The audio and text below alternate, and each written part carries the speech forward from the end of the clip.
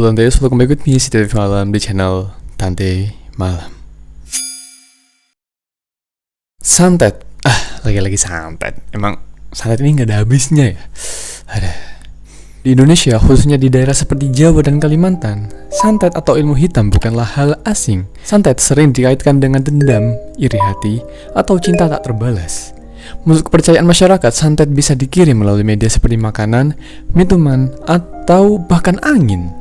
Efeknya bisa dari sakit fisik aneh hingga gangguan mental yang menghancurkan kehidupan. Racun Sanggah, sebuah santet langkah dari Kalimantan yang dikenal sebagai racun gaib mematikan. Ia tidak hanya menyerang tubuh, tapi juga jiwa dan ikatan rumah tangga. Hari ini kita akan membahas sebuah kisah nyata yang mencekam, penuh misteri, dan penuh pelajaran hidup. Dendam sebuah pasangan yang hancurkan rumah tangga. Ini bukan cerita fiksi, tapi berdasarkan pengalaman nyata sepasang suami istri di Indonesia yang menjadi korban ilmu hitam karena dendam dari masa lalu. Santet racun Sanggah. Begini kisahnya. Sebelum kita memulai ceritanya, di sini akan ada beberapa tokoh karakter, dan untuk menjaga privasinya, aku akan menyamarkan nama dari beberapa karakter ini. Tokoh utama dari cerita ini ada dua, yaitu Maya dan Andi. Kisah ini diceritakan oleh mereka sendiri melalui thread di media sosial dan wawancara. Maya adalah seorang wanita muda berusia sekitar 25 tahun saat itu.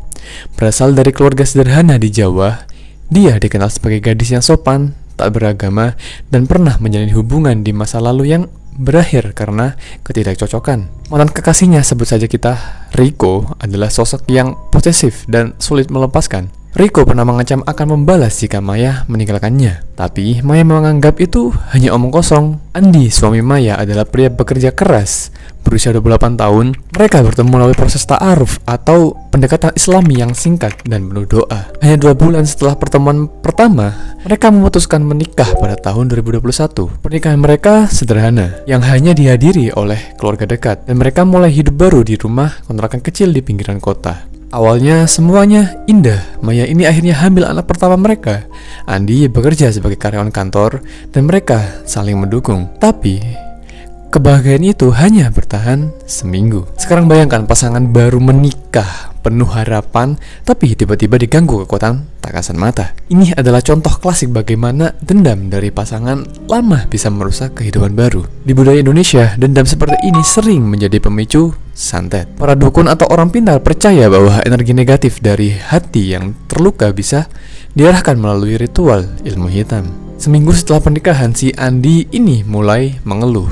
"Rumah ini panas sekali ya," katanya kepada Maya. Padahal saat itu musim hujan yang dimana suhu saat itu seharusnya ini sejuk. Andi merasa tubuhnya seperti terbakar dari dalam.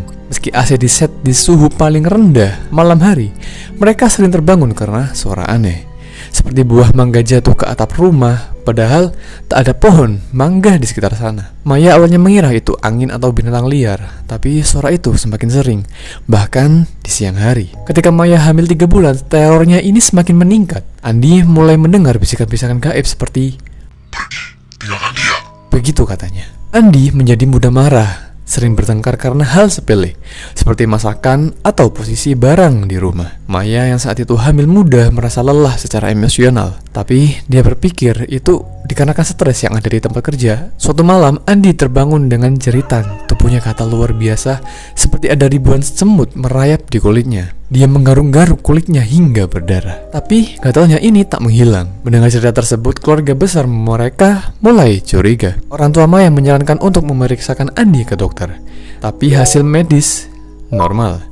Tak ada alergi, tak ada infeksi. Mereka kemudian mendatangi orang pintar pertama. Mereka bercerita tentang teror dan kejadian-kejadian aneh yang menimpa mereka belakangan ini. Dengan nada tenang dan dingin, "Ini santet dari seseorang yang dendam pada kalian," kata dukun itu. Mendengar perkataan itu, Maya langsung teringat dengan satu nama, yaitu Riko, mantannya. Beberapa bulan sebelum menikah, Riko pernah mengirim pesan aneh yang isinya berbunyi, "Kau akan menyesal menikahkanku."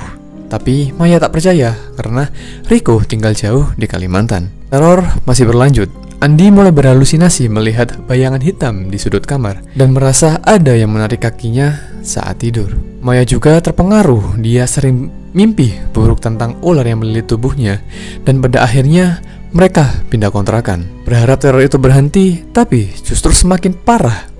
Andi mengalami gangguan mental. Dia merasa memiliki dorongan untuk menyakiti diri sendiri. Puncaknya, suatu pagi Maya menemukan Andi di dapur, memarut tangannya sendiri dengan parutan kelapa karena gatal di dalam tulang. Darah berceceran dan Andi menangis kesakitan. Ini adalah gejala klasik santet racun sangga. Menurut paranormal yang mereka temui, racun sangga adalah ilmu hitam dari suku Dayak di Kalimantan.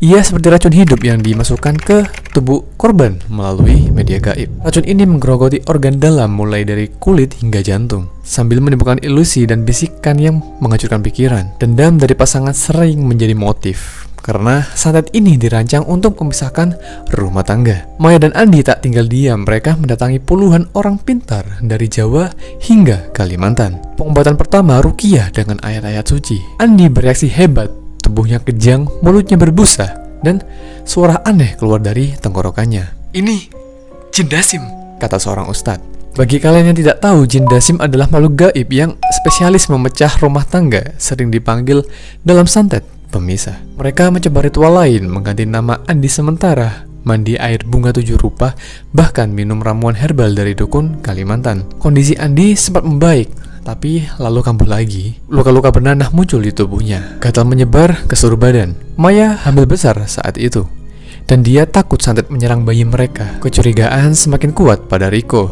Beberapa paranormal menyebut pelaku adalah sosok dari masa lalu Maya yang tinggal di tanah Borneo. Clue seperti warna baju atau aroma khas yang disebutkan cocok dengan Riko. Setelah anak pertama lahir, seorang bayi laki-laki sehat, masalah baru muncul. Andi menjadi dingin terhadap Maya. Dia jarang pulang, sering marah tanpa sebab, dan bahkan mengaku melihat wajah Maya seperti nenek tua berusia 90 tahun. Ini adalah ilusi dari santet. Andi mencari pelarian di luar rumah, dan rumor perselingkuhan mulai beredar. Maya curiga, tapi dia tetap bertahan demi anak. Foto rumah mereka yang diambil paranormal menunjukkan buhul, sarang jin berupa benang hitam gaib, tersebar di setiap sudut. Santet racun sangga aktif lagi. Gatal Andi kembali.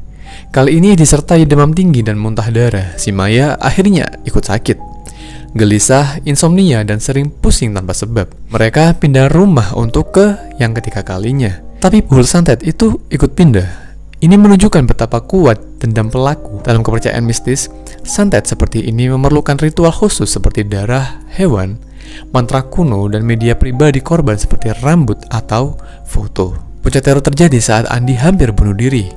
Dia berdiri di atap rumah sambil berteriak, "Racun ini harus keluar!" Maya yang tahu akhirnya menariknya turun, dan mereka segera ke paranormal terakhir, seorang ahli santet dari Kalimantan. Di sini, pengungkapan terjadi. Melalui meditasi dan doa, paranormal melihat visi seorang pria yang mirip dengan Riko melakukan ritual di hutan Kalimantan, menusuk boneka voodoo dengan jarum beracun. Motifnya, dendam karena Maya memilih Andi. Riko ternyata belajar ilmu hitam dari dukun lokal. Setelah putus, pengobatan holistik dimulai. Andi dimandikan air suci, dioles minyak khusus, dan diberi ramuan anti racun. Reaksinya luar biasa. Tubuhnya mengeluarkan asap hitam dan dia muntah benda aneh seperti rambut dan jarum. Jin dasim keluar dalam bentuk bayangan, membuat ruangan bergoyang. Maya juga diruqyah, dan buhul di rumah dibakar secara gaib. Setelah itu, kondisi fisik Andi membaik. Gatal hilang, luka sembuh, tapi jiwa mereka sudah rusak. Andi mengaku sempat selingkuh karena pengaruh santet, dan Maya sulit memaafkan. Mereka berpisah sementara untuk healing. Akhir kisah ini bittersweet. Maya dan Andi bertahan demi anak, tapi rumah tangga mereka tak lagi sama. Santet racun sangga menghancurkan kepercayaan mereka. Riko tak pernah ditangkap secara hukum karena santet sulit dibuktikan. Tapi menurut paranormal, dendamnya sudah balik. Kisah ini viral di TikTok dan X dengan jutaan views. Banyak orang belajar bahwa dendam pasangan ini bisa fatal. Di era modern, santet masih ada. Meski sering disangkal sebagai mitos, psikolog bilang gejala seperti halusinasi biasa dari stres. Tapi bagi korban, ini nyata. Dari kisah ini kita bisa mengambil beberapa pelajaran. Yang pertama, jangan biarkan dendam menguasai hati. Cinta tak terbalas bukan alasan untuk menyakiti. Kedua, dalam hubungan, komunikasi dan kejujuran itu penting. Dan yang ketiga, jika mengalami gejala aneh, cek medis dulu, lalu spiritual jika perlu. Di Indonesia, santet adalah bagian budaya, Tapi iman dan doa bisa jadi perisai. Bagaimana menurut kalian? Apakah kalian percaya dengan santet di era modern ini? Tulis pendapat kalian di kolom komentar. Bagi Rantais, mungkin itu saja untuk video kita hari ini. Jika kalian memiliki saran untuk video selanjutnya, kalian bisa menulisnya di kolom komentar. Dan jangan lupa untuk like, comment, dan subscribe channel ini supaya dapat lebih berkembang ke depannya.